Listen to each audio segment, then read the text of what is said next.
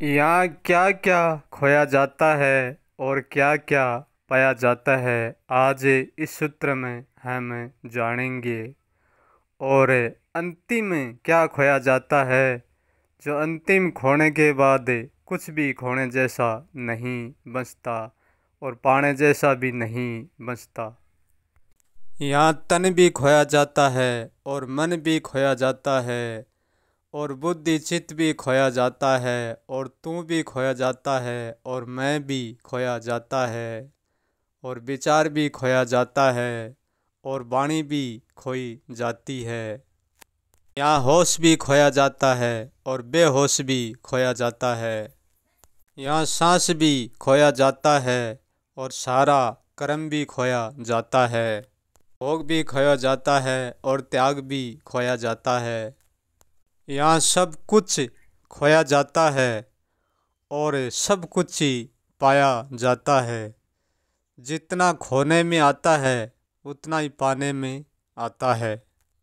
जो सब कुछ का खोने जैसा है और जो सब कुछ का पाने जैसा है, वो सब कुछ से अलग नहीं हो सकता। सब कुछ के माँ ही सब कुछ है। हम सब कुछ खोते हैं, सब कुछ पाते हैं। वो सब कुछ हमारा तो है, परंतु हम सब कुछ के नहीं है, क्योंकि सब कुछ अपने आप में सब कुछ है और हम कुछ भी नहीं है। लोना कहता है कि आज तक मैंने सब कुछ पाया है और सब कुछ खोया है। जब तक सब कुछ हमारे हाथ में रहेगा और सब कुछ का खोना रहेगा हमारे हाथ में और सब कुछ का पाना रहेगा, जब तक हम सब कुछ से मिट नहीं सकते। जब तक हमारे ऊपर सब कुछ का हाथ है, जब तक हम सब कुछ का दास रहेंगे। क्योंकि सब कुछ को हम पा लेते हैं और सब कुछ हमको पा लेती है। क्योंकि सब कुछ कोई मिटने वाली चीज़ नहीं है, उनका परिवर्तन ही हो सकता है। ये हमेशा अटल है, कभी मिटने वाला नहीं है।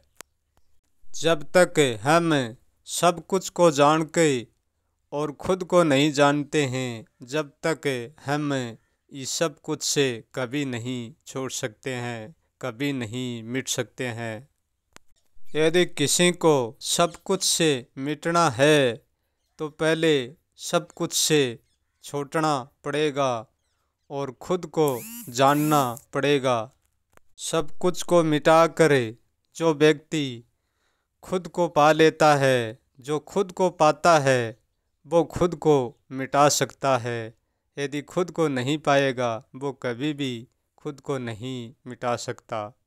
जो खुद को पा कर और खुद को खो देता है, फिर उनके लिए ना तो कुछ पाने के लिए बचता है और ना कुछ खोने के लिए बचता है। वो सदा सदा के लिए मिट जाता है। सब कुछ को खो देना और खुद को पा लेना। खुद के पाने का अर्थ ये है कि कुछ भी नहीं पाना, क्योंकि सब कुछ तो सब कुछ है, परंतु हम कुछ भी नहीं है। जो कुछ भी नहीं पाता वो स्वयं को पाता है, क्योंकि हम स्वयं कुछ भी नहीं है। जो कुछ भी नहीं पाता वो खुद को मिटा सकता है और खुद को खो सकता है।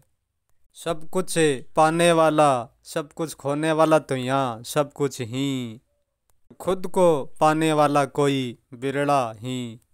खुद को पाकर मिटाने वाला कोई एक ही होता है।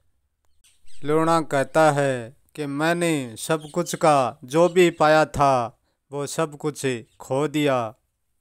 मैंने खुद को खो कर, मैंने खुद को पा कर और खुद को भी खो दिया।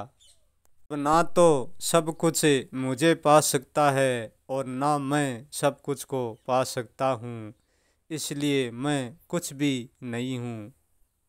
अब जो है वो सब कुछ है और सब कुछ ही रहेगा, मैं कुछ भी नहीं हूँ। यहाँ सब कुछ एक दुख सुख का घर है और जो कुछ भी नहीं है वो बेघर का भी घर भी नहीं है, वो कुछ भी नहीं है। अब मेरे पास कुछ नहीं बचा, ना कोई खोने को बचा और ना कोई पाने को बचा, क्योंकि मैं भी कुछ नहीं बचा, तो फिर कौन पाएगा और कौन किसको खोएगा।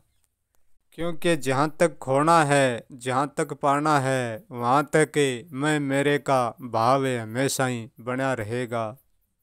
सब कुछ से मुक्त वही हो सकता है जो खुद से मुक्त हो सकता है, वो सब कुछ से मुक्त हो सकता है। क्योंकि प्रथम बंधन सब कुछ का नहीं, प्रथम बंधन खुद का है। यदि खुद मिट जाएंगे तो ये सब कुछ अपने आप ही समाप्त हो जाएगा।